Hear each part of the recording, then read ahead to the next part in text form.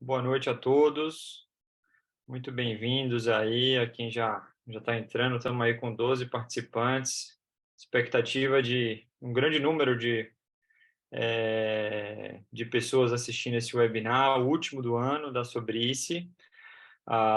Esse é um projeto que a gente tem feito com apoio de muitas empresas. A de hoje, em especial, eu agradeço a Gerber por estar sendo nosso apoio aí, nossa parceira ao longo desses 2 anos, apoiando todas as sessões científicas dos residentes, né, da radiologia intervencionista, e ela apoia também muitos webinários nossos. E esse é o último de 2022, um webinar muito especial, em que teremos e falaremos sobre a intervenção linfática no Brasil. Será basicamente um hot topics, né? O foco vai ser muito mais em discussão de casos. A gente vai tentar falar um pouquinho aí sobre esse tema e, obviamente, não poderiam deixar de estar aqui conosco o Dr. Rafael Braz, que todos conhecem, é um grande pioneiro na técnica aqui no Brasil. Ele vai falar um pouco para a gente sobre linfangio TC e tratamento da ascite. E temos também o Denis e o Túlio, que junto comigo estaremos aí discutindo alguns casos complexos nossos do nosso dia a dia. Tá bom? Então, vou abrir aí a palavra para todos e iniciar então com o Brás, que vai falar um pouquinho da experiência dele com esses novos tópicos da intervenção, que seria linfangio TC e o tratamento da ascite. É com você, Brás. Obrigado, Maurício. Vamos em frente. Bem, eu vou tentar, eu acho que vai ser muito legal a discussão de casos. Eu vou tentar ser o mais breve possível e dar a minha ideia do que eu acho que nesse ano de 2023 vão ser os principais, vai ter um bocado de publicação sobre esses tópicos aqui. Então, vamos lá. Então, vou começar com essa bonita imagem de uma linfangio-ressonância, né? Isso aqui é um exame maravilhoso. Então, esse é um paciente com bronquite plástica. E a gente consegue ver na linfangio-ressonância em 4D, em tempo real, um exame que,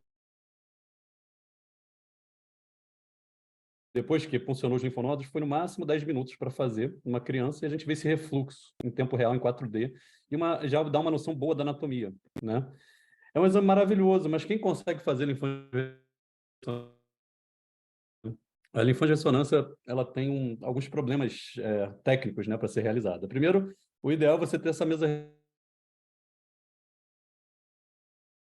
Você tem que puncionar os linfonodos e é muito complicado, né? Na maioria dos centros, você puncionar dentro da sala da ressonância.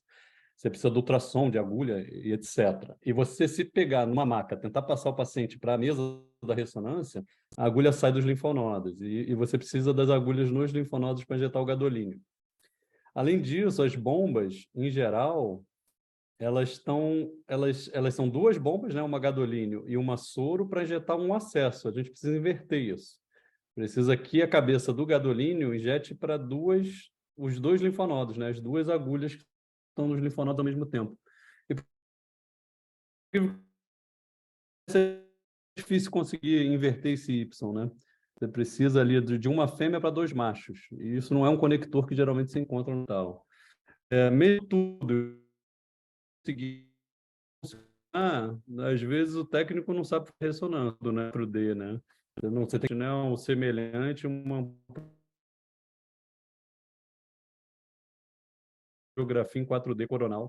Então, assim, é complicado. E, além disso, quando você consegue tudo, o chefe de serviço da radiologia ainda reclama que você está bloqueando a sala, né? Isso aqui é só para mostrar a solução para injetar o gadolínio, né? Você precisa de um conectorzinho desse, só isso aqui, um macho-macho. Aí você põe na three-way, você passa aqui, vem o conector lá da cabeça do gadolínio, e aí você tem agora dois machos para conectar os extensores para as agulhas e injetar simultaneamente o gadolínio. Era só para dar a solução aí, aproveitando a deixa. E se você não tem mesa removível, bem, eu ponho o ultrassom dentro da sala, mas isso é todo um convênio.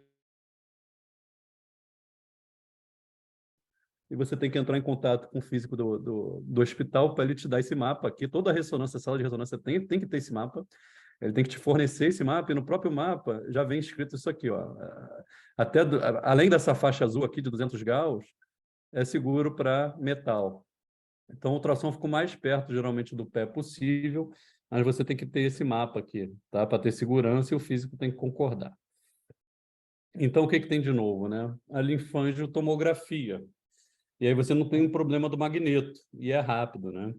Então, a única diferença é você não vai conseguir fazer provavelmente um 4D, porém, fica muito mais simples de fazer. E se você tiver essa sala maravilhosa, que se Deus quiser, todos nós teremos, você consegue puncionar o linfonodo, a injeção de contraste, aí sim, iodado.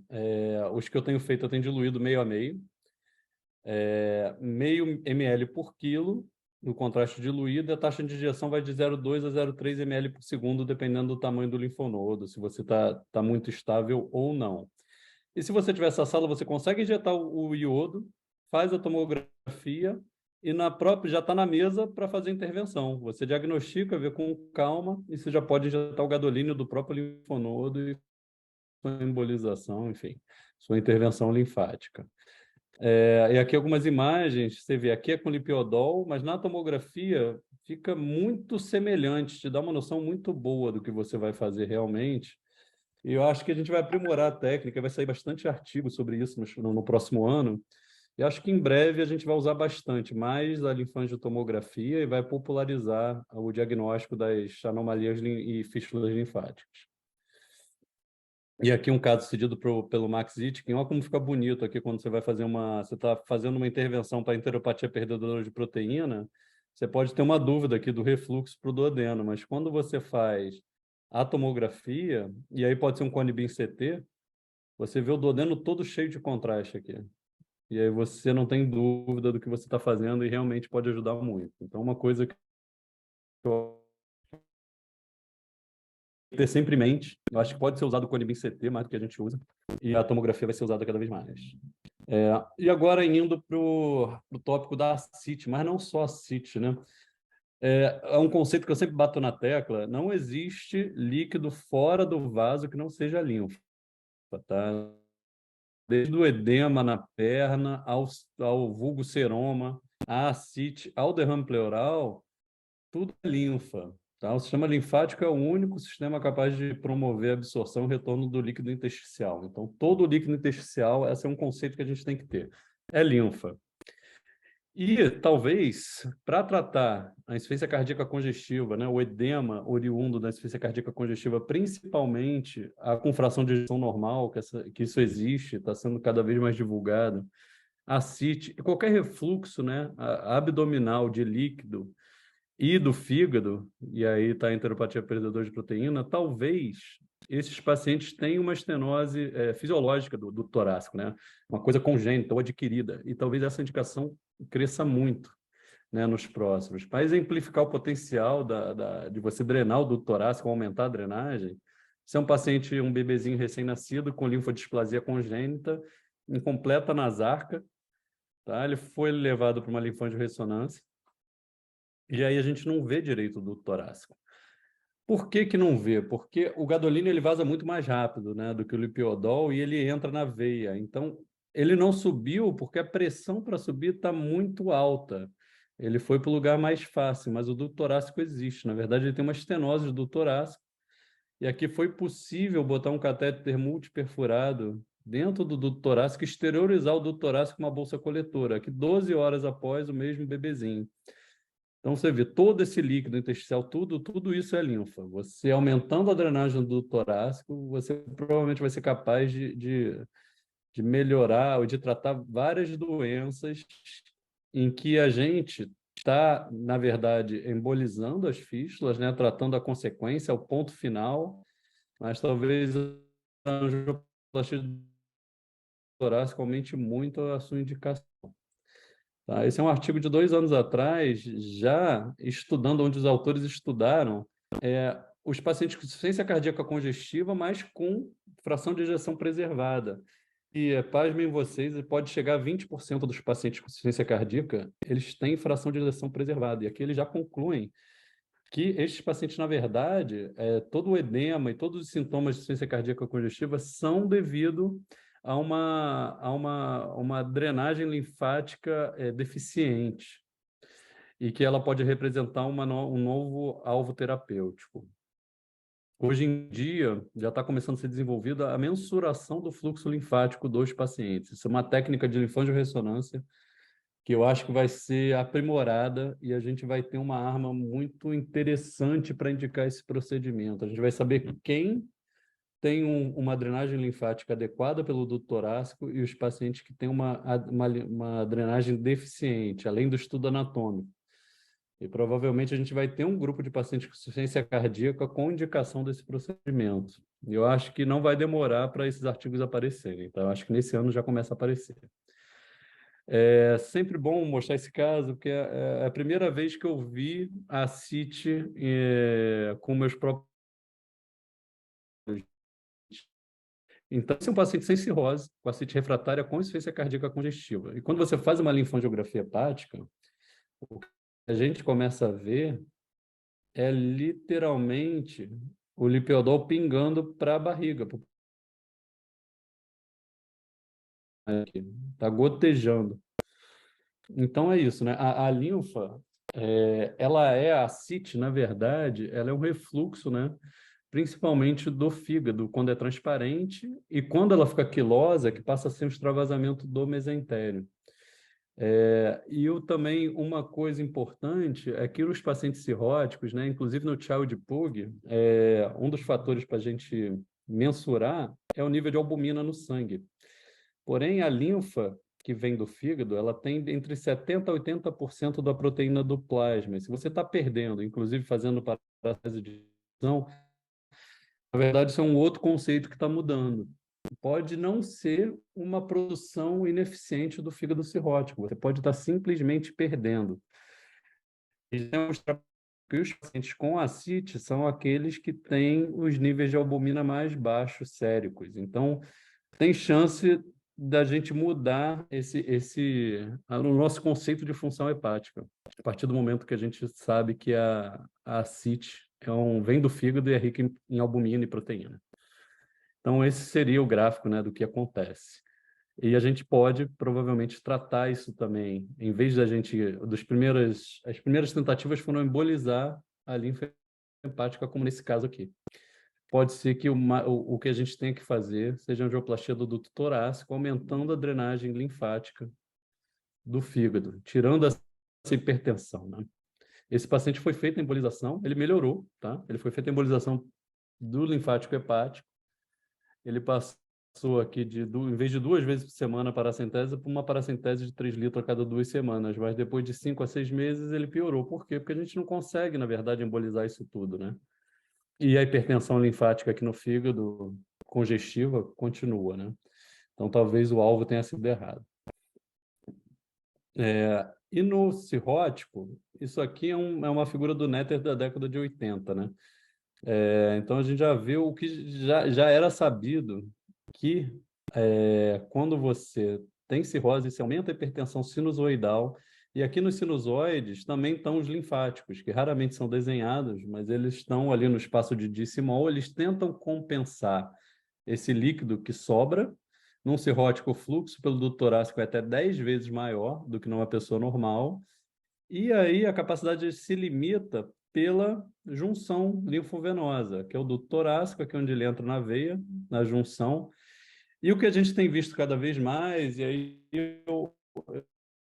enfim, eu tento estimular que todos que vão fazer intervenção linfática façam ultrassom e tentem achar o duto torácico. Você vai achar em mais de 90% dos pacientes. Na verdade, quanto mais você faz, em quase 100% você vai ver o duto torácico e, em alguns casos, não é raro você ver essa válvula hipertrofiada, uma adesão ou uma trave de fibrose. E, às vezes, isso acontece. E quem sabe, né? O que já foi publicado e a gente começou a fazer. Se você simplesmente angioplastar com balão ou colocar um stent, você libera o fluxo de linfa e resolva ou melhore muito a ascite do paciente. Isso foi publicado no ano passado. E já temos alguns casos no Brasil tratados dessa forma. A gente ainda não sabe se é só para fazer com balão ou colocar stent, mas certamente nesse ano a gente vai ter muita informação vindo aí. E por último, só fazer uma palhinha sobre a enteropatia proteína, porque eu também acho clássico, tá? A gente teve resultados iniciais promissores, né, com a embolização linfática, mas agora a gente já está tendo um retorno, e eu também, dos pacientes a longo prazo, é muito voltar a piorar os sintomas. Eu estou que os resultados são melhores quando se atinge a embolização distal. Quando chega a cola, o ônix, o que for que você injete, ele chega até realmente o duodeno. Uma coisa nova que está acontecendo, você, antes de injetar a cola, você injeta azul de metileno, aí você injeta a cola, e aí o endoscopista depois entra, acha os linfáticos, né, corados, e aí injeta pelo duodeno. E aí você tem embolização mais proximal distal em conjunto, já casos, eu em contato, né, com outros médicos, a impressão inicial que melhora, tá? Ainda não está publicado, mas a impressão inicial é que melhora os resultados. Mas se você tem um conceito que isso é uma hipertensão, de alguma forma está refluindo do fígado, na verdade, uma manifestação de uma hipertensão linfática diferente da CIT. Assim como na hipertensão portal a gente tem paciente que faz mais varizes e nunca faz a CIT, e outros que já fazem a CIT de cara, na verdade é uma variação da mesma doença. Então, eu sinceramente acho que a gente vai começar a tratar esses pacientes com angioplastia do torácico também. Eles devem ter algum grau de estenose. Aqui só para demonstrar, né, um paciente tratado, então se você injeta azul de metileno, você emboliza e depois você pede para o endoscopista vir com uma agulha, ele funciona diretamente onde está corado de azul e injeta a cola, né? E está tendo resultados iniciais bem interessantes, tá? Eu acho que isso pode ser feito, enquanto a gente não tem o resultado da angioplastia do torácico. Só para mostrar como é feita, né? Como a gente faz a angioplastia do torácico, uma linfangiografia normal, até você começar a ver o lipiodol aqui no duto torácico, na junção linfovenosa, caindo na veia subclávia. Você pode tentar cateterizar de forma retrógrada, tá? Mas é bem difícil quando tem estenose, você passar a válvula, às vezes pode ser muito difícil. Nesse caso foi bem frustrante, eu fiquei ali bastante tempo, lipiodol pingando na minha cara, eu não conseguia entrar. E aí você tem que pescar e de forma anterógrada, né? Então aqui está a cisterna, a punção, né? Sempre você vai geralmente até a coluna, vai voltando bem devagarzinho a agulha, tentando entrar com o fio guia no duto torácico. Aqui não, você volta bem milimétrico, até que você consegue cateterizar o duto torácico.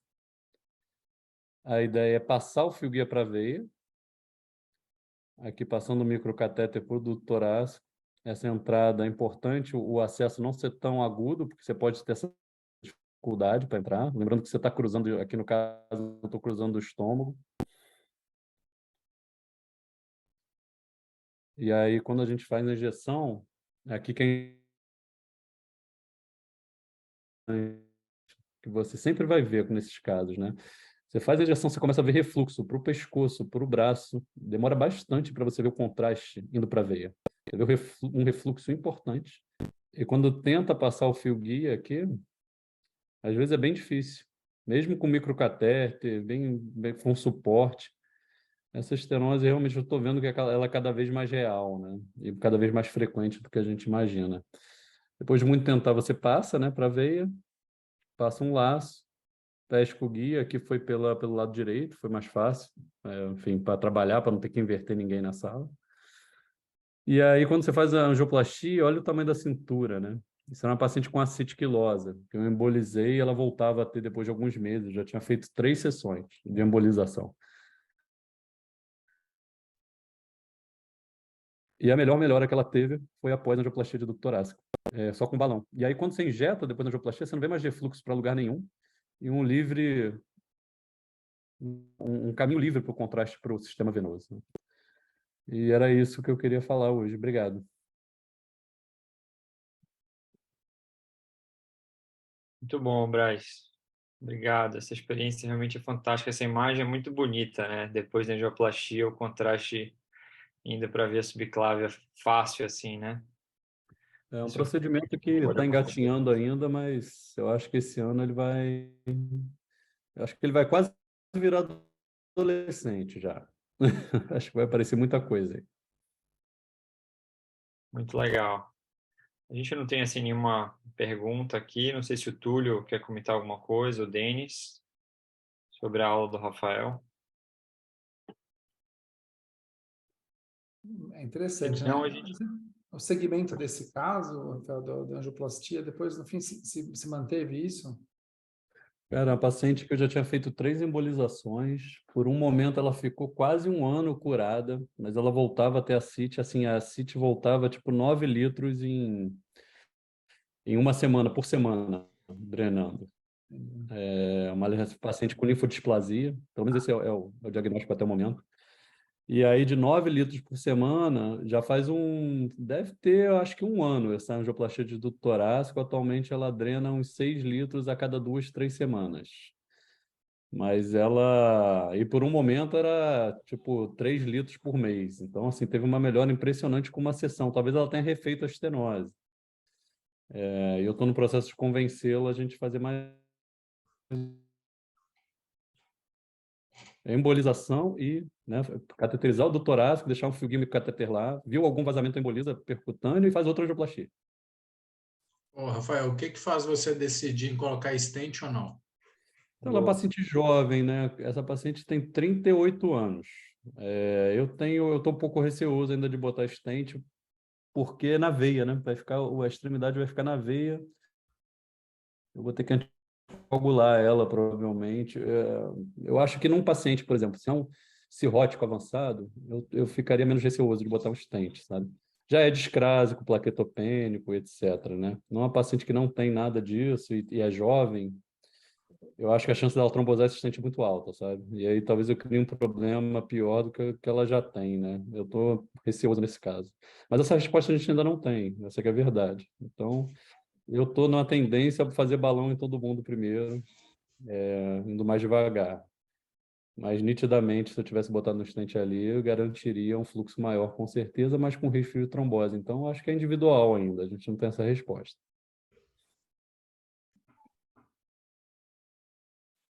Perfeito. Acho que a gente pode dar continuidade, né? Agora, por ordem aí, o Denis poderia começar aí com os casos complexos. Então, Denis. Legal. Obrigado, Maurício. Obrigado, Braz, aí pelo convite. Aproveitar aqui também para agradecer publicamente a Gerber, né, que está patrocinando esse webinar. Acho ótimo.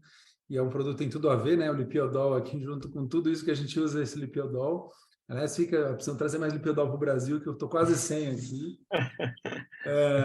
Regularizar logo esse negócio aí, porque tá difícil o Lipiodol. E aí eu trouxe um caso aqui, a gente teve junto, né, na Sobrice, no módulo lá de linfático, mas esse é um novo, tá? O Brasa Moedo. É uma honra eu mostrar aqui o caso, porque eu estou aqui também para aprender nesse caso, tá? Então vamos lá. Calma aí, deixa eu compartilhar. Parará. Estou vendo a tela? Não. Então, né? Estamos vendo dentro. Beleza. Então vamos lá. É uma paciente que tinha tido uma história de uma linfografia, uma ressecção de um linfangioma na pelve. Ela tinha uma dor na pelve SIC, né? Aí falaram que era endometriose, não sei o quê. Aí no fim falaram que era um linfangioma, ressecou. Ela ficou um tempo bem, teve vários episódios de ascite, mas depois melhorou. Aí ela começou a ter de novo ascite, e aí ela foi submetida por um colega, né, vascular, a uma ressecção, tá? Então ele foi lá ressecar o linfangioma. E depois da ressecção do linfangioma, eis que continua, né? Ela continua com ascite, aquilo não resolveu, um linfangioma na fossa ilíaca direita, tá? Ela vai ali, continua com aquela ascite. Vocês vão ver depois que tem umas molas que ele tinha embolizado e vem para uma terapia. Num primeiro momento, né? O Braz sempre fala, na aula, no curso lá que ele fez lá no Rio de Janeiro, fala assim, olha, a linfocele ali na fossa ilíaca é o começo, né? Para você brilhar. E aí, sim, eu fui no caso exatamente para isso. Falei, olha, tá vazando um pouco de linfático ali na fossa ilíaca, vou puncionar o linfonodo. Esse é o dreninho que ela já veio de outro serviço, tá? depois vamos ver que eu tirei, vou puncionar, vou embolizar o linfático e acabou, e vou brilhar. Aí, olha só que curioso, comecei a injetar aqui no linfático, beleza, aqui o lipiodol, aí vem essas gotas para cá, né, elas iam vindo acumulando, tá? Essas molas daqui é o que o outro colega, ele tinha embolizado um ramo pré-ressecção. Aí, a gente vai vendo que ia acumulando essas bolinhas aqui do lipiodol. Falei, pronto, é aqui, vamos lá, vou embolizar daqui e vou resolver, né?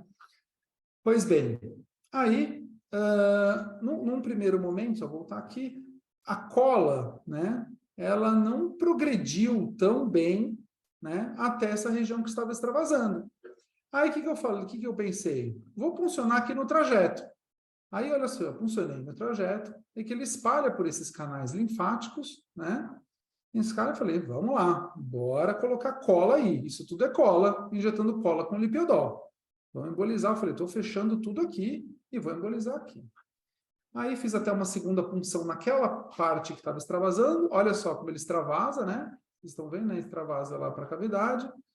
Extravasou um pouco para a cavidade. Aí injetando mais um pouquinho aqui, olha, ele volta pelos ductos linfáticos, né? Voltando aqui pelos ductos linfáticos para aquela porção mais proximal. Aqui, ó, tá?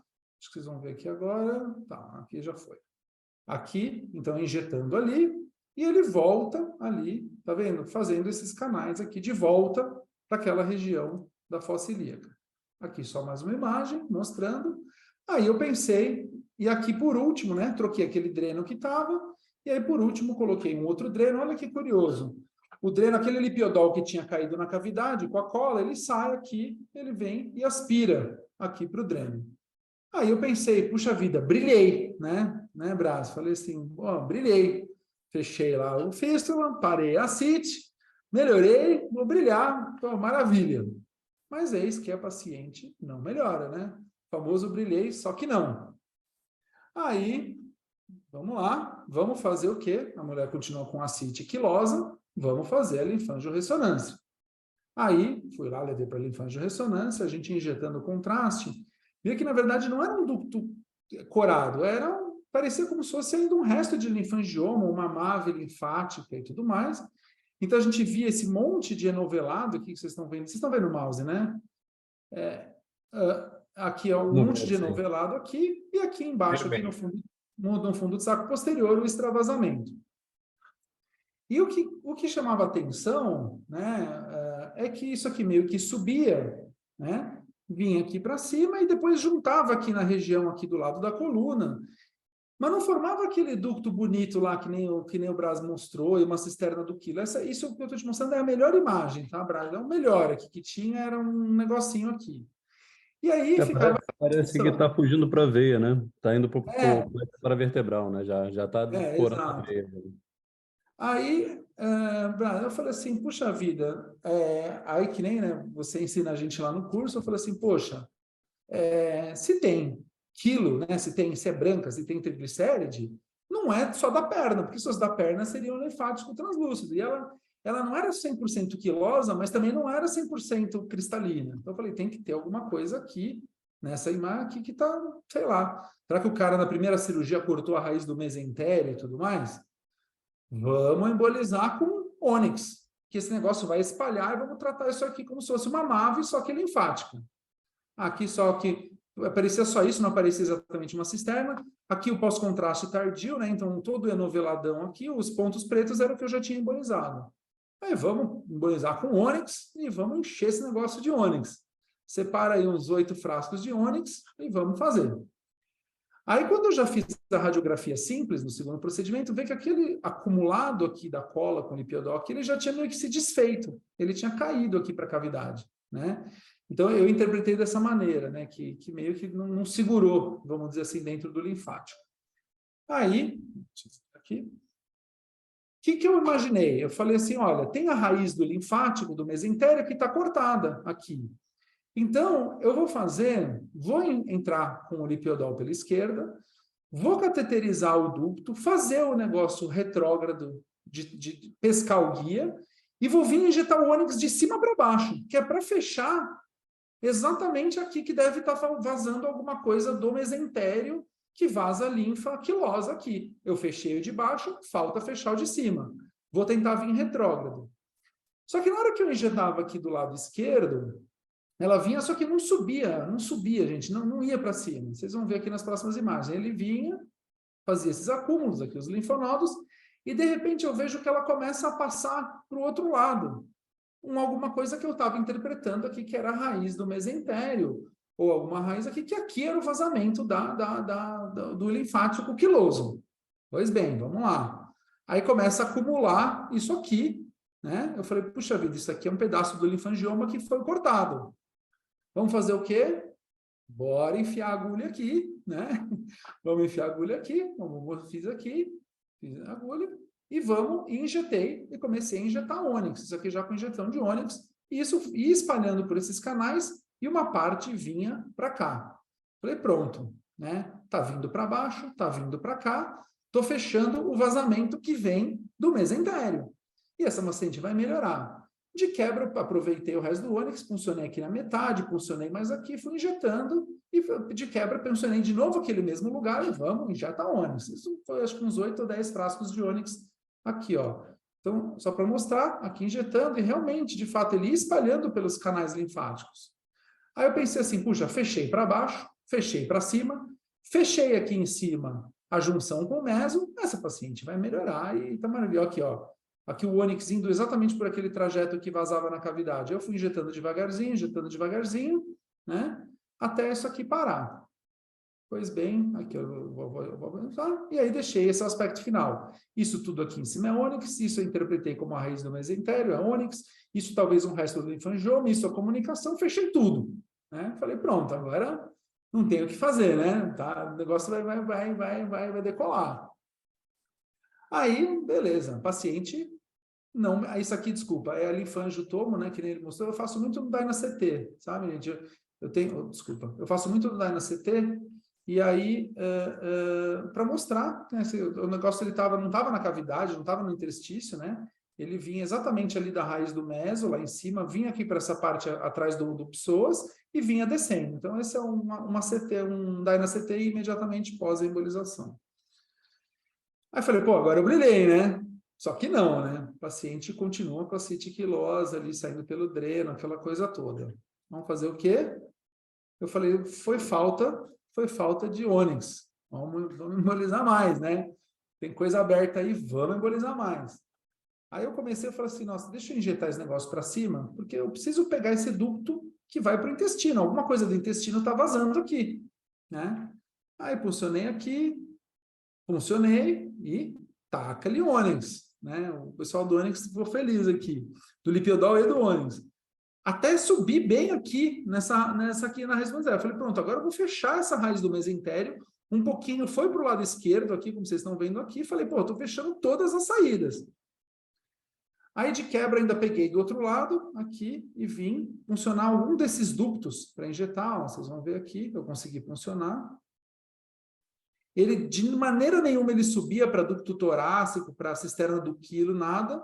O que ele vinha aqui, vocês vão ver aqui, e no fim ele cruzava tudo para essa região aqui, tá? Então, um pouquinho para trás, mas depois acho que ele vai para frente aqui. Ele vem, olha só, vocês vão ver aqui mais no vídeo. Aqui. Aí colei aqui, com ônix, né? Desculpa. E só um minutinho. Aqui. Então, esse é o final desse procedimento. Falei, puta, fechei tudo aqui, fechei aqui em cima, fechei embaixo, tá tudo fechado. Chega, né? Resolvi. E eis que o paciente não melhora, né? Aí, esse aqui é o DynaCT pós essa embolização. Então, a gente vê que tem muito linfático, todo esse linfático ali, disperso, vindo desde lá de cima, ele acompanhava meio que o psoas ali, e vinha vindo. E a paciente não melhorou. Aí a gente faz o quê, né? Braz, Maurício, Antúlio, vamos para a ressonância de novo, né? Bora fazer outra ressonância, vamos ver o que está acontecendo.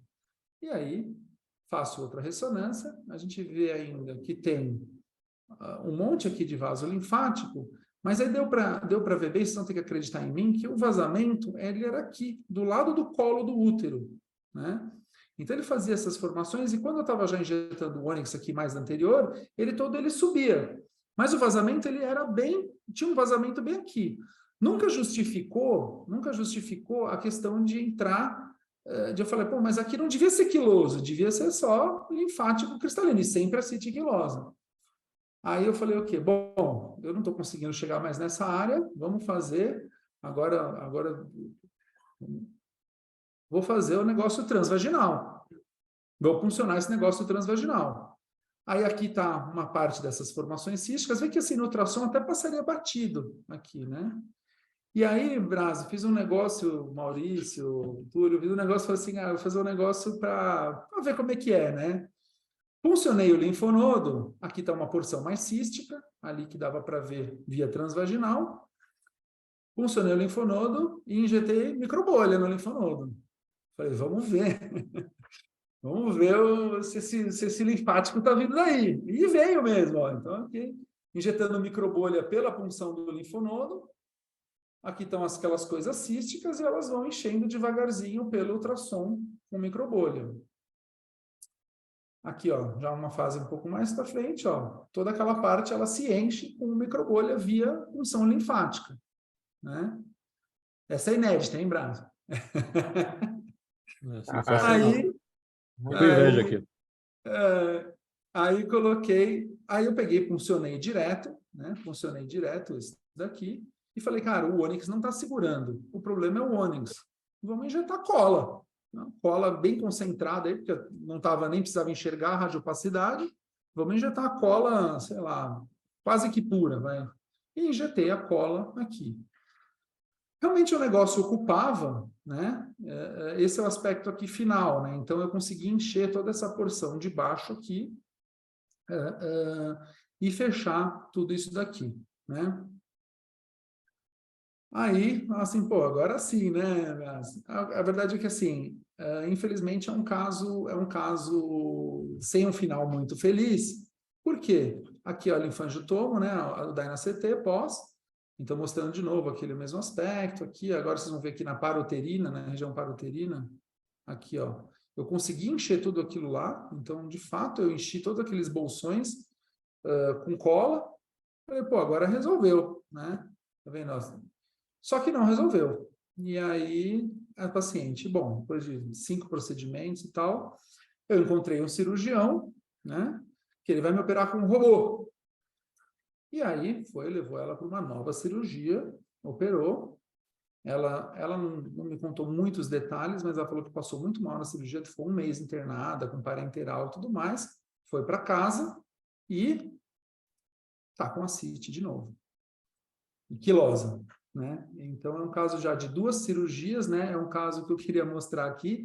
Eu acho que a intenção de trazer isso daqui deixa eu tirar o compartilhamento.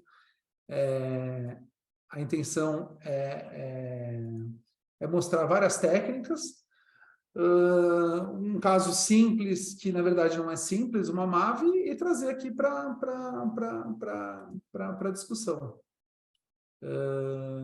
Então é isso. Desculpa o não final feliz, mas acho que a ideia era trazer um negócio. Todas as técnicas de ressonância, de toma, de ônix, cola, ultrassom, tudo, e colocar aí na disposição de vocês terem mais experiência que eu. Tudo. Alguém do público queira comentar. Ô, Denis, você pensou em injetar álcool nessa última aí?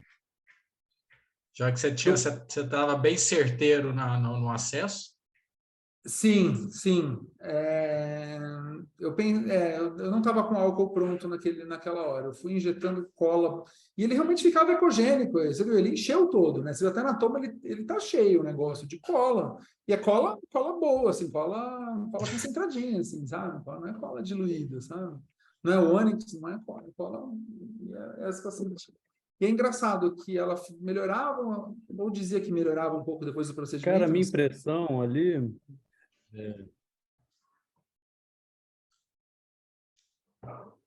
Brás, seu áudio está aqui um pouquinho às vezes. cortou um pouco. Deixa eu tentar... Voltou. Bem, vou falar, daqui a pouco eu vou tentar mudar aqui minha internet, aqui o acesso. Vocês estão me ouvindo agora? Sim, sim. Sim. Bem, primeiro, parabéns. Raçudo, pô, raiz, raiz total, guerreiro.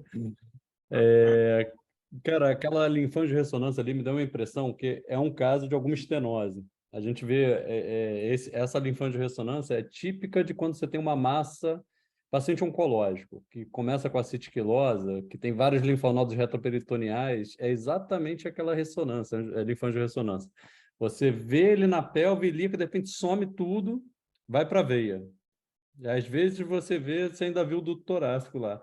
Mas é algum tipo de obstrução linfática que causou esse refluxo, essa hipertrofia para baixo, provavelmente fora alguma tendência genética, linfangioma, etc. E aí, quando você tem alguma obstrução, talvez esse vazamento seja multifocal, tipo a nível capilar linfático. Claro que tem a parte cirúrgica. Se você tivesse tido a sorte de ser pontual, lesou um lugar e está vazando, você teria curado ela com certeza, porque você embolizou tudo. E não dá mais para embolizar nada ali. Eu acho que a opção ali seria realmente, talvez pelo dreno que ela tá, porque aquilo ali tem uma carapaça. Eu acho que não tá uma CIT livre, né? Minha impressão é que tá meio capsulado ali, né?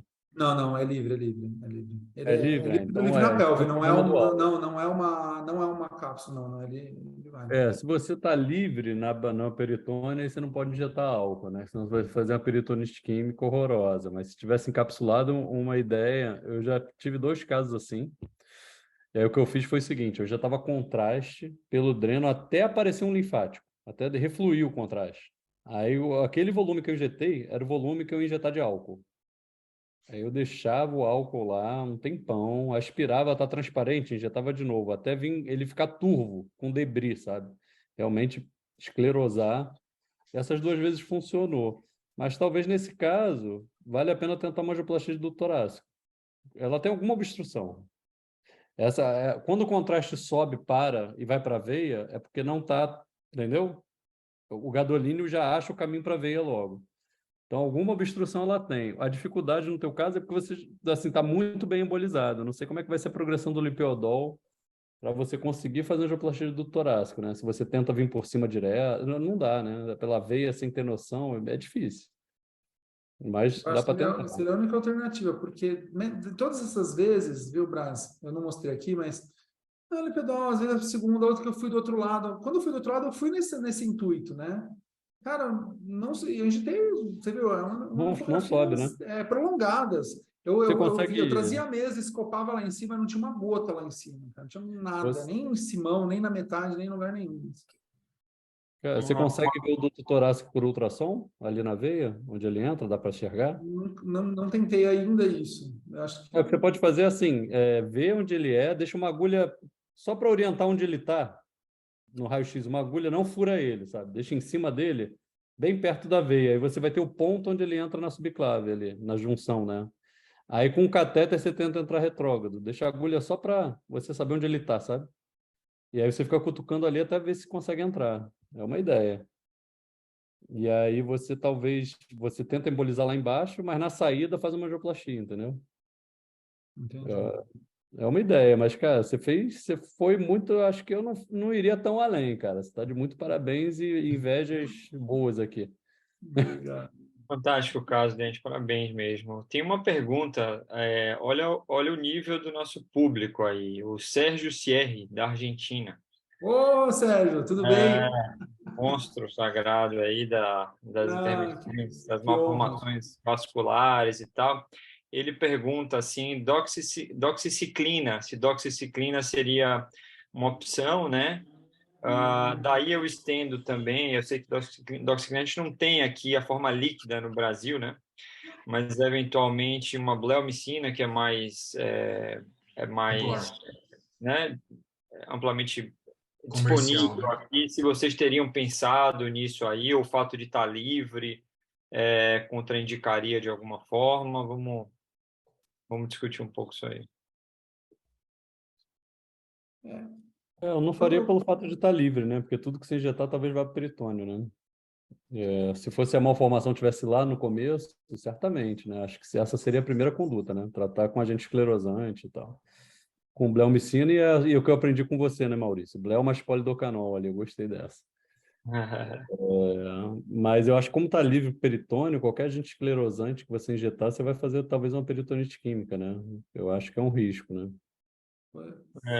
Talvez na ressonância tenha dado a impressão de que ela era mais loculadinha ali, né? Não estava livre. Mas no ultrassom era livre, né, Denis? Por isso, então, né? Que não usaria Na doxiciclina. ressonância, quando você olhava ali, passando corte a corte, e mesmo na primeira vez, quando eu achei que era só uma linfocelezinha básica, ele cai ali, você vê caindo ali, né? E você vê de fato, assim, eu vi o extravasamento ativo em vários desses procedimentos, né? Por isso que eu fui depois com a cola concentrada, com álcool não, com a cola concentrada, com o Onyx, inclusive, quando o cirurgião eu falei, olha, vai lá no paramétrio ali do lado, entendeu? Só que eu até podia pensar, doxiciclina, bleomicina, não sei se alguém também tratar como talvez como uma malformação linfática mesmo. Uhum. Tenta injetar contraste para ver se está livre mesmo, Denis. Porque contraste você injeta lá, sei lá, 500 ml que for, tenta injetar, ver se ela vai comunicar com o peritônio mesmo ou não. Porque se em algum momento parar e começar a desenhar linfático, aí talvez você tenha você consiga fazer. Você já está com dreno ali, né? Então ajuda. Eu- O Sérgio falou aqui, sorry, ele tinha entendido que era uma malformação linfática no começo, de fato. Por isso que Mas ele era assim. sugeriu a doxiciclina, né? Ah, Era foi ressecado, né? é, Teria uma outra opção que até o Braz já apresentou, uma que ele fez de um cirurgia de esôfago, que ele injetou por vídeo, guiado por vídeo, ele injetou cola pura. Será que visualmente, por uma videolaparoscopia, injetar no local da malformação não seria uma opção também? Cara, eu acho que é uma, mas já está tão colado, já reoperado, que vai ser uma cirurgia Eu meio acho que ela vai voltar para mim, porque já complicada. tem 2 cirurgiões que operaram. Ela tem 2 cirurgias, ela tem 5 procedimentos meus. E, na verdade, ela não resolveu. E ela, cara, uma paciente jovem, ela tem 43 anos, saudável, uma paciente que tá ficando. Rony, você viu o Sérgio, ele era realmente, primeiro, obrigado por estar aqui, né, acompanhando a gente, né, obrigado, exatamente. é uma honra mesmo, Happy Hanukkah aí para vocês, né, mas era realmente, de fato, era uma formação linfática no começo que operou e aí começou, entendeu?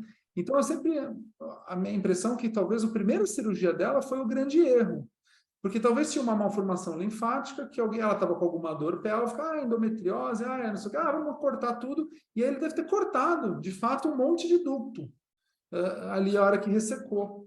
E talvez isso, né, depois eu fiquei pensando, talvez essa MAV linfática aí, ela estava presa numa alça. E ele, na hora que foi liberar a alça, ele cortou o ducto da alça, né? Não sei. Por isso o quilo. Mas você vê, Denis, uma coisa interessante assim, que mesmo do lado esquerdo, o linfático é bem hipertrofiado. Então, às vezes, não era nem o linfangioma, ela tem alguma obstrução e aquilo hipertrofiou de tal modo que tipo uma coisa tumoral, né? Uma coisa pseudotumoral, né? O Então, uma coisa Vicente falou gigante. que essa paciente, além de provável obstrução, deve ter também uma malformação linfática residual. Talvez tratamento sistêmico possa ajudar. O que é que vocês acham? Tratamento sistêmico seria o quê? Os sirolimus? Geralmente é sirolimus, né? Acho que não sei se pode até botar o Vicente para falar, dá para abrir para ele? Não sei. Se for botar o Vicente, era bom botar o Dr. Sérgio também aí. Já botava todo mundo. Todo Ele mundo não O tem. tratamento de sirolimus tem um bom resultado, mas eu não sei se geralmente é para malformação, né, grande, que não está cortada, não está vazando, né? Eu não sei. Não sei, mas é uma opção, né? Quando não tiver mais nada para fazer, eu acho que sim. Acho que Aproveitando essa deixa aí, eu queria dizer que o Henrique Salas está assistindo a gente também, e ele coloca aqui que essas teorias, né, de angioplastia do ducto já existiriam, né, já existiram nas décadas de 60 e 70 e foram abandonadas por algum motivo. Ele até mostrou numa sessão de hepatologia, inclusive com o caso do Denis. Ele mostrou o seu caso lá do stent, e os hepatologistas se mostraram muito interessados no assunto e dá a impressão que temos que mostrar mais casos para consolidar a técnica. E outra coisa interessante é que é possível de fazer de um paciente com estenose, se você pegar um cirurgião pediátrico, é difícil ter alguém com experiência, mas a gente tem um caso lá em Bom Sucesso com um cirurgião pediátrico, ele, ele cortou, ligou o ducto e refez a anastomose, e Nossa. funcionou. Era uma coisa que se fazia muito tempo atrás, assim, que nem o Henrique falou, década de 60, 70, isso está descrito, mas ficou abandonado no tempo, né? Mas é uma técnica possível também, que, enfim, se a gente de alguma maneira, nesse caso, comprovar que tem uma estenose, alguma coisa, ainda teria essa opção, Dente. Hum. Uma coisa que eu fiquei na dúvida da tua apresentação, Brás, a gente até tinha conversado isso. Eu não sei se o stent, se a gente não sabe, né, se aumenta a permeabilidade, tem gente até que põe stent revestido e tudo mais. Mas será que o fato do stent, ele não facilitaria uma reabordagem via venosa? Porque o problema desses pacientes É, é... exato. Denis, não tem essa resposta, cara, infelizmente. Não sei. E Denis, deu uma travada, deu uma É, travada aí, Denis. Ah, desculpa. Talvez a bem, questão de colocar o stent na junção como um elemento até para guiar uma reintervenção, entendeu? É, Até acho que eventualmente, porque daí você sim, tem um mas... stent, né? Não, acho que sim, mas a questão é isso que eu falei, né? Você pega um paciente que nem essa, super jovem, 40 anos, se você resolver, ela tem ainda, sei lá, 50 anos de vida pela frente, aquele stent provavelmente em algum momento vai trombosar, né? Então, assim, vai ter um problema. Eu acho que em casos de cirrose, eu acho que até se justifica, né? Paciente com ascite refratária, né? Tem uma expectativa de vida menor, discrásico. Eu acho que é um bom caso. Agora, nessas pacientes assim, que nem essa, sua e aquela minha, eu não sei, eu fico bem receoso, sabe, de colocar. Ainda fico, né? A verdade é que eu não sei. Legal. acho que a gente pode passar para o caso do Túlio, então, agora. Bom, vou compartilhar a tela. Vamos lá. Estão vendo a tela? Estamos sim, Túlio. Tá. Então, obrigado, Maurício, Denis, Rafael, Gerber, pelo convite.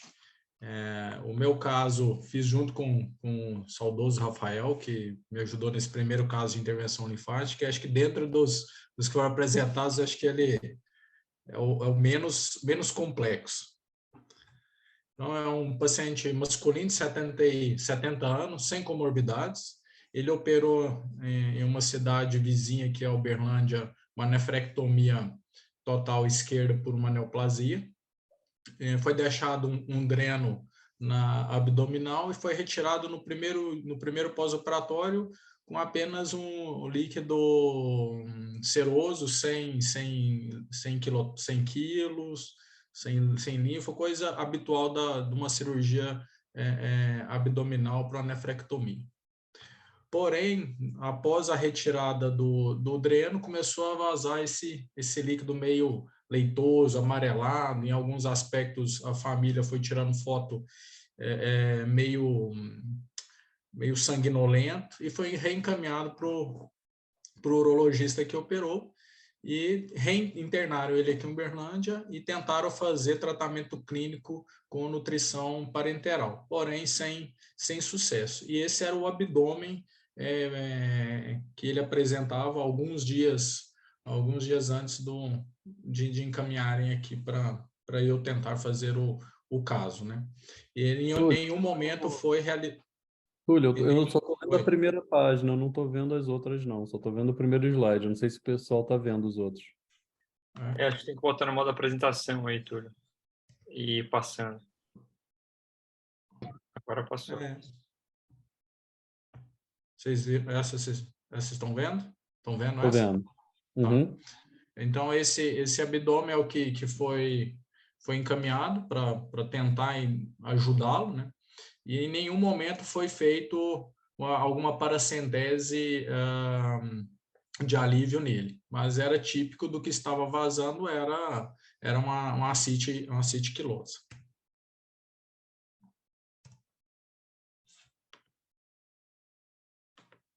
Então, ele foi para uma tomografia, né, de abdômen, com rim único não quiseram injetar contraste. Então, a gente dá para ver que no corte axial tem a presença de bastante linfonodos na inguinal, né? Então, que era factível a punção dos linfáticos.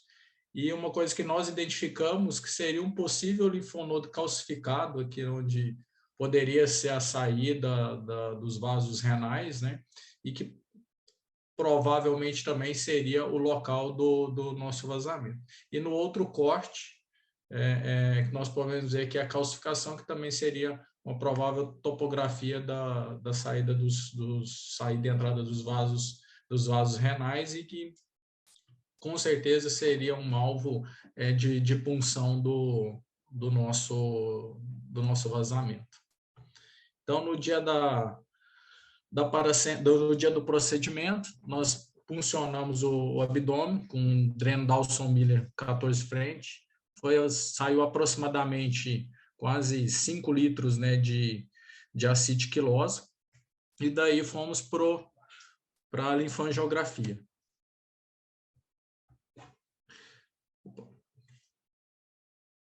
Então, puncionamos o linfonodo bilateral com a agulha de Hack 22 gauge, e já acoplado com o extensor polifix da BD, que é uma dica até que o Rafael passa, né, para que ele aguenta o lipiodol, e injetamos já o lipiodol, e ele vai desenhando os vasos linfáticos, né, bilateralmente. E dá para ver que a presença dos linfonodos são enormes, né, e foram fáceis de... Tá parado aí, Júlio. Aí. Agora, isso. Agora foi. Estão vendo agora? Sim. Sim. Então, os linfonodos foram fáceis de funcionar, porque eram enormes, e foi o lipiodol fluiu facilmente e rapidamente. Uma dica que o Rafael também gosta de fazer, foi o que nós fizemos, é colocar o lipiodol numa seringa insufladora, que ele vai mais constante, né? A pressão vai mais constante, a gente evita até de romper o linfonodo, né? Isso é uma coisa que eu aprendi no curso, né? E na prática foi bastante interessante.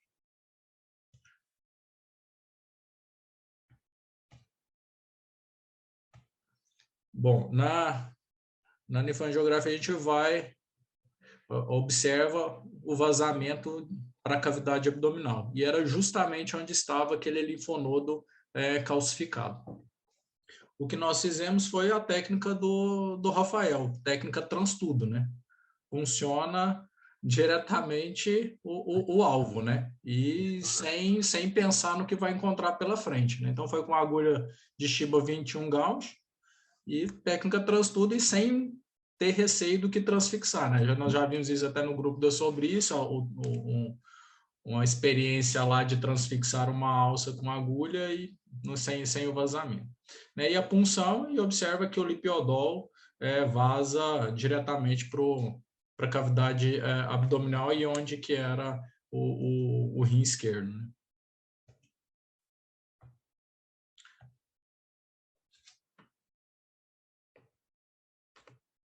Então, a injeção inicial primeiro com Onyx, né? A gente vê o Onyx. Júlio, aperta no play aí do quadrinho, que senão a gente não vai ver. Vai ter que ser Foi? Tem que... Se botar no modo apresentação, a gente não está vendo. Acho que você vai ter que apertar o play no quadro do vídeo mesmo. Tá. Vai ter que... Aí não. Na apresentação não passa para a gente. Tem que ser aí. Foi. Então, no inicial nós injetamos o Onyx 18, ele fluiu bem, e depois, por final, o Stoacril 1:1 para fazer o cast aqui no linfonodo. E para fazer a linfografia de controle, nós usamos a subtração, com o objetivo de observar que o lipiodol não desviava da coluna, né? A dica também é que o lipiodol ele tem que subir reto, né? Não sair da linha mediana, né? E a gente observa que não teve mais extravasamento. No primeiro pós-operatório ainda tinha um pouco de acidiquilose, mas já no terceiro dia nada, tinha apenas esse líquido amarelo citrino, que pela hipoalbuminemia era o que justificava. Eu retirei o dreno, alta, 15º pós-operatório no consultório. Esse era o paciente totalmente assintomático e com uma dieta livre, sem nenhuma complicação, sem nenhuma queixa, e vida normal, voltou para a cidade dele, que era no Mato Grosso. Então, depois de 5 meses, ele tá assintomático, não houve indicação de QT adjuvante, foi uma cirurgia R0 e o paciente está totalmente bem, feliz, vida que segue.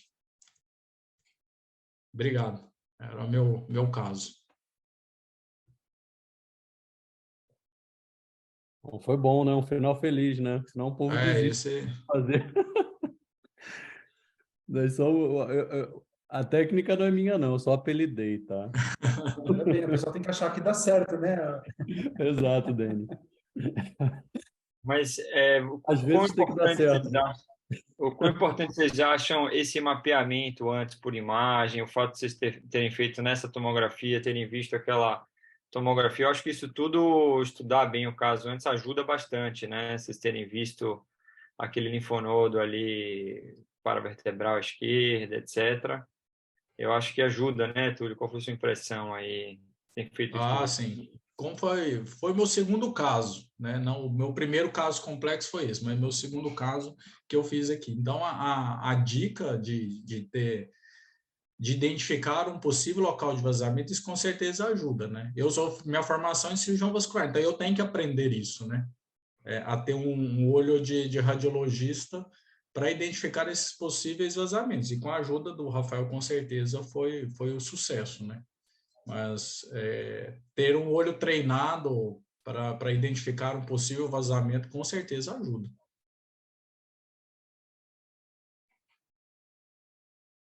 Então, com certeza, a CIT é o mais difícil, né? Eu acho que, em ordem assim de dificuldade, a linfocele é o mais fácil, do torácico é o segundo, e a CIT quase sempre é difícil. Claro que conforme você vai pegando mais experiência, vai ficando mais fácil. Mas sempre vai ter aquele caso que você vai fazer tudo certo, vai continuar com a CIT, que são os casos que tem malformação ou que tem alguma coisa que foge da anatomia normal, né? Que não é um caso cirúrgico, né? Os casos cirúrgicos sem malformações você resolve em quase 100%. Agora, os casos com malformação geralmente são várias intervenções, né? Realmente são bem desafiadores, né?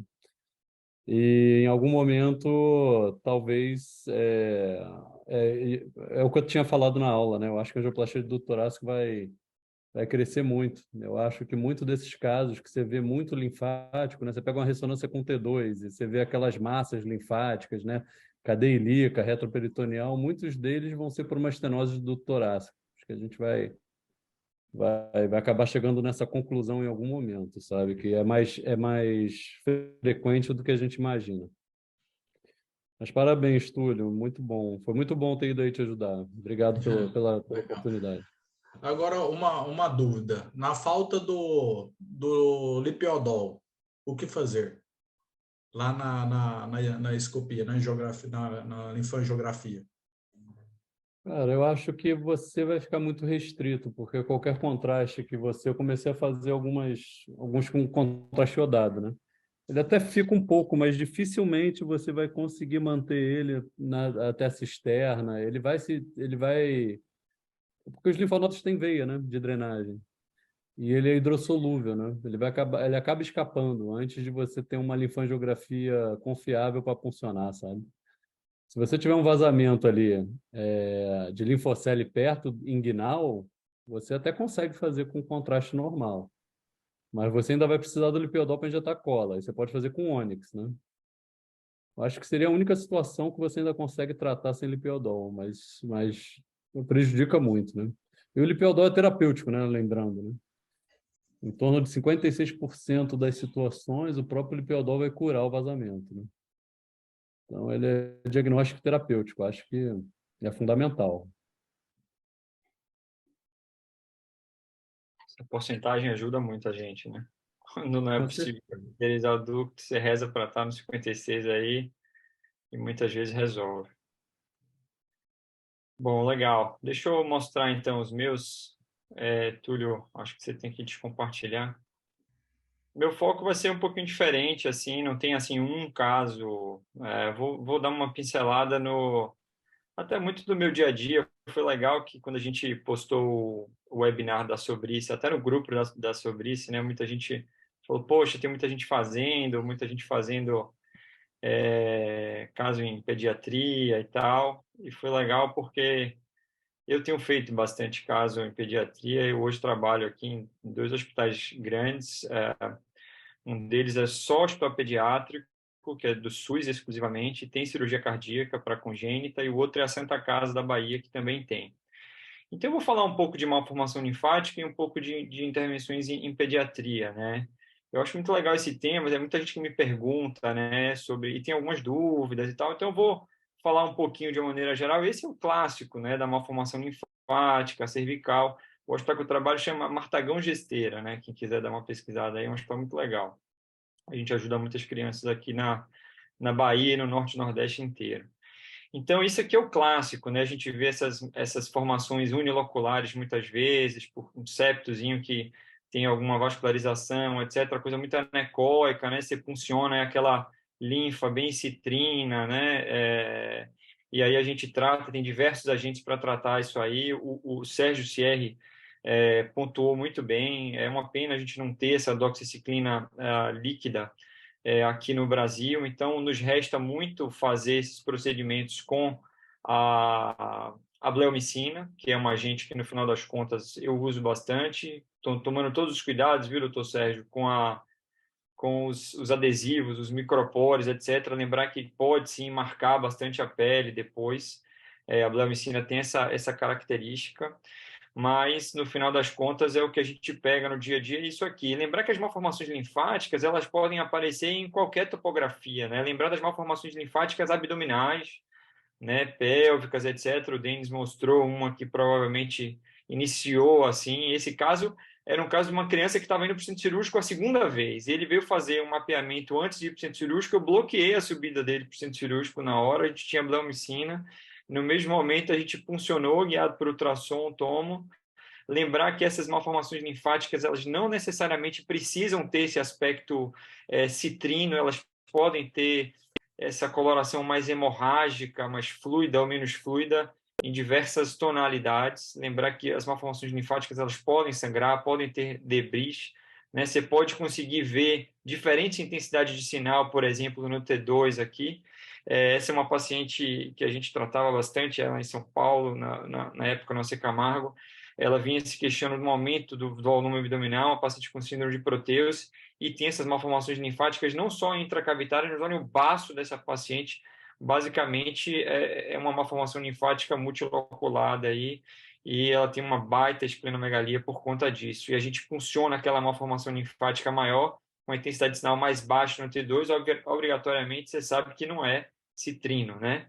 E não por isso a gente vai deixar de tratar com uma malformação linfática. Eu acho que essa é uma dica bem legal aí para quem está fazendo residentes, etc., de não entender que a malformação linfática precisa ser, e muita gente confunde também com quilo, malformação linfática tem que ser aquele aspecto de quilo, e não é, né? Tanto que a gente vê na ressonância nível líquido-líquido, então pode ter mesmo densidades diferentes. E hoje a gente vai aprendendo, se aperfeiçoando. Essa é uma técnica que eu tenho utilizado, é associar o polidocanol à bleomicina nessas criancinhas muito pequenas, que a dose da bleomicina, que é 0,5 unidades por quilo de peso, limita muito, né? Crianças com 4, 5 quilos, você pode fazer 2 ml, 2,5 ml de bleomicina. Então, o que às vezes eu faço é associar com o polidocanol e fazer uma espuminha de bleo com polidocanol. Eu faço assim, a gente funciona, às vezes precisa terceira e quarta mão aí para ajudar, principalmente essas cervicais, que a punção às vezes não fica tão fixa, então a gente fica uma no transdutor ali, outra, às vezes scalp, criança tão pequenininha, tem funcionado isso aí com scalp 21, e daí a gente aspira o que pode, sempre deixa um pouquinho de malformação linfática dentro da linfa dentro, para a gente não perder a punção, porque é péssimo o polidocanol na hora que entra, vocês vão ver que faz uma sombra ali, a carótida pulsando do ladinho ali, e aqui tem um septozinho, mas vocês veem como ela vai percorrer tudo, a gente tinha perfurado o septo, então, uma vez que você injeta, você praticamente não vê mais nada, porque o ar faz essa sombra suja toda aí, depois a gente varre o pescoço e vê que essa mistura, né, vai para uma formação linfática como um todo aí, né? Então, isso é o pós, depois da primeira sessão, primeira e única sessão, o pré e o pós, uma resposta muito boa, né?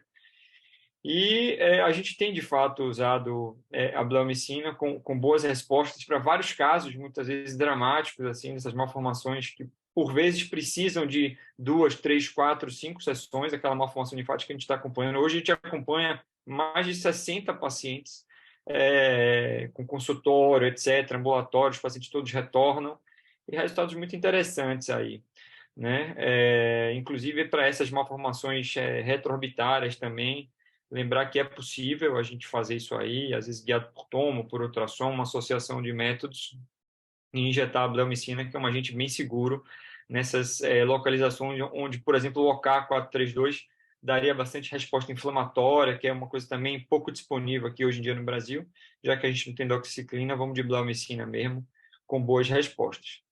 Em relação à parte mais linfática, mais hard, aí, vamos dizer assim, né? A gente que está em hospital, que lida com cirurgia cardíaca, o Braz vai fazer um agora, né, Braz? 20 e quantos dias? 2,5 kg, né?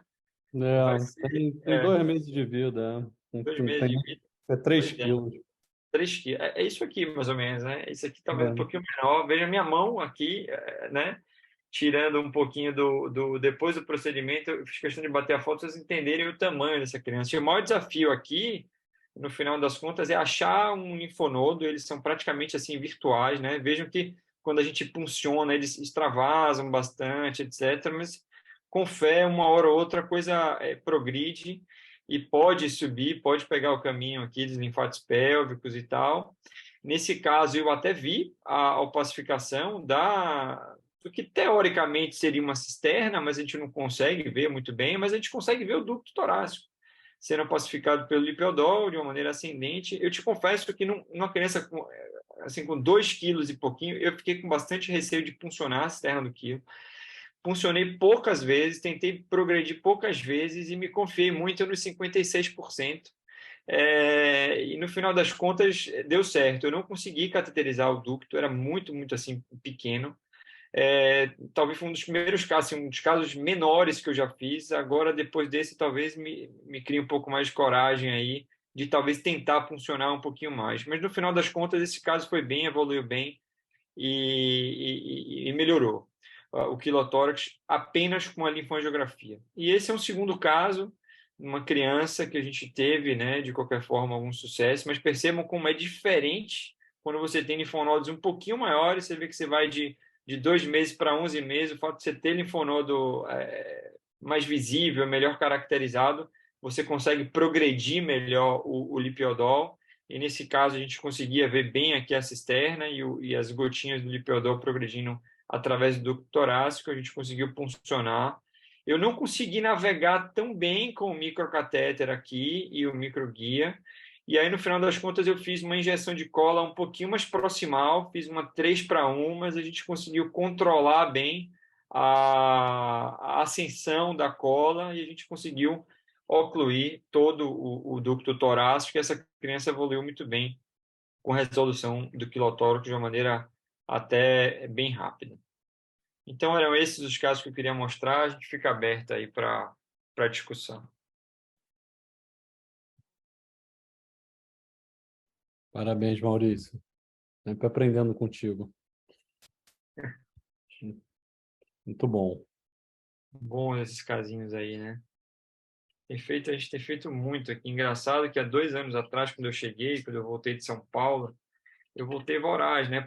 Por achar um serviço que a gente pudesse continuar o que a gente fazia lá na Secamargo, que era um serviço de referência, e tinha muito desses tratamentos e tal, lá com a doutora Luísa, etc. E aqui não tinha. E esse hospital a gente começou do zero. E aí foi divulgando, dando uma aulinha, outra. Hoje a gente tem mais de 100 pacientes que a gente acompanha com essas malformações e não são só linfáticas, né? Malformações veno-linfáticas, venosas, arteriovenosas. E demos sorte de poder ajudar também essas crianças nesses pós-operatórios de cirurgia cardíaca que são comuns, os quilotórax, né? E cada dia eu aprendo mais e a gente vai ganhando um pouquinho mais de mão, né, aos poucos, né? Como eram difíceis os primeiros casos, né? E depois a coisa vai melhorando. Maurício, o polidocanol você faz a 3%? A 3%. 1 ml para 1 ml de ar? Eu vejo muita quantidade da malformação linfática, muito que a gente aspira, e do que eu posso fazer de bleo, né? Então, por exemplo, naquele casinho que eu mostrei ali, a gente podia fazer 2,5 unidades de bleo, que são 2,5 ml de bleo. Então, às vezes, eu aspiro 1,5 de polidocanol para fazer uma misturinha, boto 2 de A, entendeu? 3 de A, 1:2 aí do polidocanol com A e faço a mistura. Não precisa ficar também muito grande, você pode fazer 1:1, se você tiver uma malformação linfática pequena, que você aspira às vezes 5, 6, 7 ml da malformação linfática, não adianta você fazer grandes volumes, né? O ideal é que você injete 50% daquilo que você aspirou, numa média, assim, né? Então, você estima mais ou menos e calcula de uma maneira meio empírica, assim, do que você tem de bleo, do que você poderia complementar com o polidocanol. Então, eu acabo fazendo muito para essas criancinhas pequenas que têm malformações linfáticas grandes ou os adultos mesmo, que mesmo com os 15 ml, essas malformações linfáticas, por exemplo, intracavitárias, que você aspira 60, 80 ml, então vale a pena, né? Eu acabo respeitando um pouco essas 15 unidades por sessão. Eu não sei a opinião do Brás, o doutor Sérgio também tem alguma opinião, o Denis. Eu acabo respeitando essa... Diferente daqueles hemangiomas hepáticos, às vezes você pode ir um pouquinho mais com a Bleo, né? Aprendi com o Brás também isso aí. Você vai um pouquinho mais, mas para essas crianças eu acabo respeitando o limite de no máximo 15 unidades, uma vez que elas tenham 30 quilos, obviamente, né? Crianças menores, 0,5 unidades por quilo de peso, eu acabo indo nesse limite aí. Eu acho que é para eu respeito também. É o que está descrito há muito tempo, né? E é engraçado essa coisa do hemangioma, que já começou com vários artigos mostrando 30 até 45 unidades de Bleo, né? Para hemangiomas de maiores que 20 centímetros e sem nenhuma complicação importante. Eu não sei se a gente mantém se a gente pode ir além, Uhum. se numa malformação linfática a absorção dessa bleomicina sistemicamente é diferente, né? É. Enfim, eu acho que a segurança em primeiro lugar, né? Eu acho que você pode repetir as sessões, é uma coisa Tá. geralmente continuável de forma percutânea e acho que não precisa expor ao risco, né? A não ser que faça uma pesquisa botando dose mais alta, mas para isso eu respeito também esse limite. Isso é uma pergunta que eu ia fazer, Maurício. Parabéns, a casuística linda, né? E a gente sabe que são pacientes abandonados pela vida, né? Pelo sistema, né? Porque não faz sentido você ter um hospital sem pacientes, é porque o cara está perdido e acaba referenciando, né? E é o que vocês faziam aqui em São Paulo também, né? Aqui na Camargo. Deixa eu falar uma coisa até a vocês. Por exemplo, a gente faz o hemangioma, tá? Hepático, eu uso 45, usei em todos os casos 45. Quanto tempo, e aí uma pergunta de Maurício, quanto tempo você espera para isso diminuir? Qual a periodicidade? Porque a gente sabe que o hemangioma hepático demora um tempão para diminuir, né? Ele demora, são meses, né? Não sei se pensa de vocês para o hepático e para essas criancinhas aí, como que você pensa na periodicidade, assim, de aplicar de novo ou espera? Na verdade, para uma malformação linfática, o medo de você usar uma dose maior de bleomicina é por conta da toxicidade pulmonar. Então, a gente às vezes fazia raio-x do tórax e tal, mas aos poucos a gente foi abandonando de fazer raio-x do tórax com 15 dias para descartar qualquer toxicidade. Uma vez que você vai na dose segura, eu parei de fazer, assim. Mas, de uma maneira geral, a gente sabe que aquela bleomicina ali dentro, ela tem um efeito até de alguns meses, né? Mas, de uma maneira geral, a gente pede para esses pacientes retornarem com de 2 a 3 meses, muitos porque moram tão longe, né, de Salvador e tal. Então, a gente dá um tempinho aí, um intervalo de 2 a 3 meses para fazer a primeira avaliação pós-esclerose, vamos dizer assim. E aí a gente vê se tem alguma coisa residual muito grande ou não. Se foi uma resposta muito boa, a gente prolonga isso aí um pouquinho mais, por mais 3, 4 meses e retorna. Mas se não teve aí uma resposta muito boa, ou se era uma malformação de cara muito grande, a gente já avisa que vão precisar de mais sessões e tal para fazer. Mas muitas, quando são uniloculares, a gente tem essas surpresas, assim, de ter uma resposta excelente, né? Na primeira sessão, no primeiro mês, você já vê uma resposta muito grande, diferente dos hemangiomas hepáticos, né? Esses a gente tem que esperar mais tempo e tal, sem pressa. Daí eu não sei se existe assim um protocolo muito específico, mas depois que eu embolizo, normalmente, no mínimo aí 3 meses para fazer o primeiro controle. Não sei como é que o Brás faz, mas é sem pressa. E como esses pacientes você não tem uma tendência de repetir, talvez seja por isso que a gente consiga fazer uma dose maior, né? Porque a coisa é cumulativa no final das contas, né? Se você vai fazer uma sessão só e 45 unidades e você embolizou o hemangioma hepático como um todo, talvez não dê nenhuma repercussão no longo prazo em relação à toxicidade pulmonar. Diferente dessas crianças que às vezes você precisa fazer várias sessões e volta, eles fazem uma linfangite, aumenta de novo. Então, tem várias crianças que a gente fica em acompanhamento e fazendo múltiplas sessões, né? Então, talvez seja essa a diferença principal, né? Não sei o que Denis, o que eu tenho feito é que ultimamente fiz 3 hemangiomas hepáticos e como tem aparecido mais, eu tenho feito uma série. O primeiro que eu fiz tinha 14 centímetros, a senhorinha de quase mais de 80 anos. E eu fiz 45 unidades e depois de 6 meses eu fiz uma ressonância de controle e reduziu 40% da lesão. E é muito heterogêneo os trabalhos, né? Até a diluição da bleomicina com lipiodol é heterogênea nos trabalhos, né? E também a resolução, eles esperam que em torno de 6 meses tenha uma redução assim, de 50% aproximadamente. Uma coisa da bleomicina que a gente deve ficar atento, e que o Dr. Maurício deve ter comentado, é que ela é acumulativa, né? Então, isso a gente tem que ficar atento a isso. Se eu não me engano, acho que é 150, né? A dose acumulativa. E uma coisa que eu percebi nos hemangiomas hepáticos, a principal efeito colateral que eu tenho observado é náusea. Náusea é incrível. Dor não tem, mas náusea é impressionante. Não sei se é pela toxicidade da bleomicina ou se é só uma síndrome pós-embolização, mas e é mais comum em mulher, então as 3 mulheres que eu fiz recentemente foram náuseas. Isso foi interessante.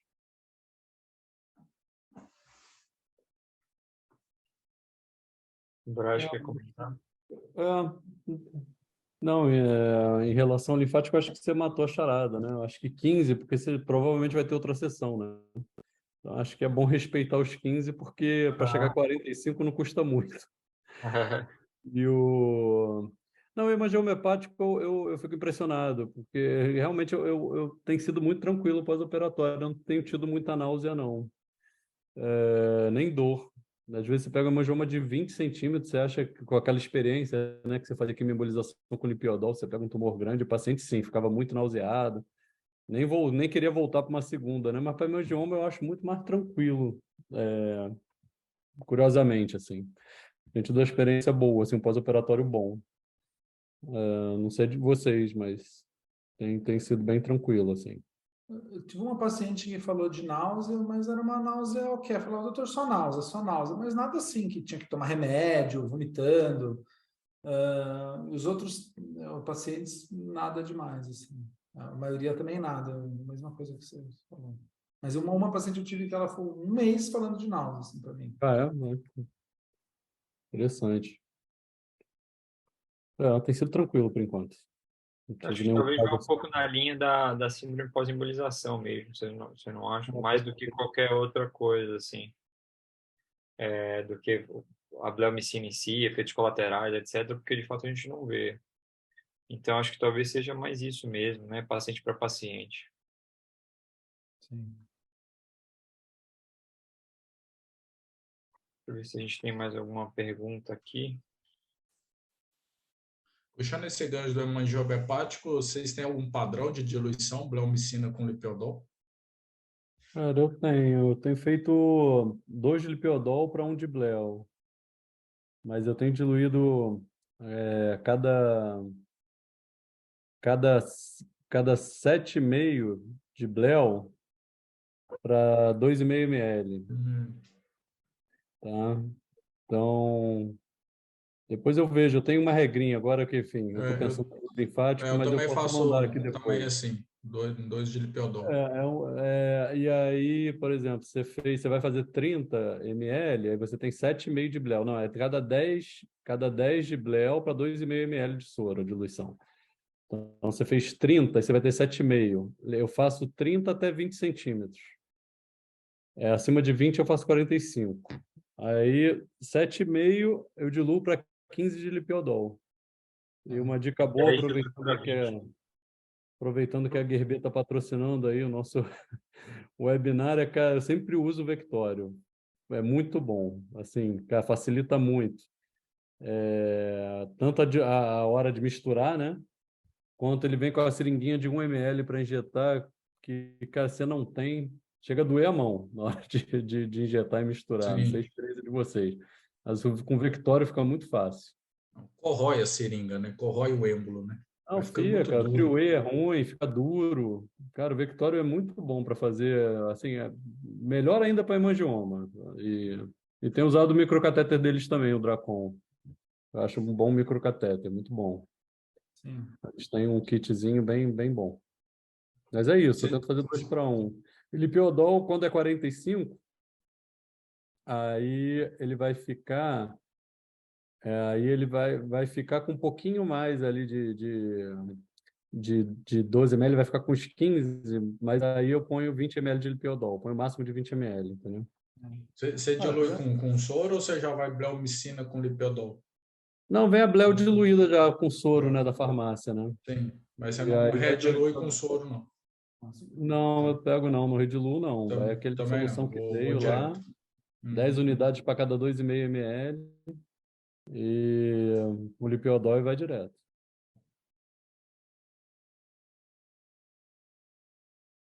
Beleza, Aí, pessoal. Então, com 1h30 aí de webinar, gostaria de saber se vocês têm algumas considerações aí, considerações finais aí. Eu acho que foi muito proveitoso, né? Vimos casos aí espetaculares. O caso do Denis foi sensacional. A aula do Rafael também é sempre muito boa, né? Sempre aprende. E o caso do Túlio também é muito bacana. Vocês querem fazer as considerações finais aí de vocês? eu quero. Eu queria só, de novo, agradecer aí você, o Rafael, vocês organizaram. Parabenizar aí o Rubens Pierre aí, que ele é essa casinha que está fechada aqui, mas ele cuida de todos os webinários aí. Tudo, Puta né? trabalhão aí do Rubens, que esse ano pois, né, tocou o terror aí nos webinários, viu, Rubens? Obrigado aí por todo o suporte e o suporte da GRB. E é isso. E ano que vem teremos mais, né, Maurício? Com Eu acho que certeza. é É uma isso honra aí. estar aqui.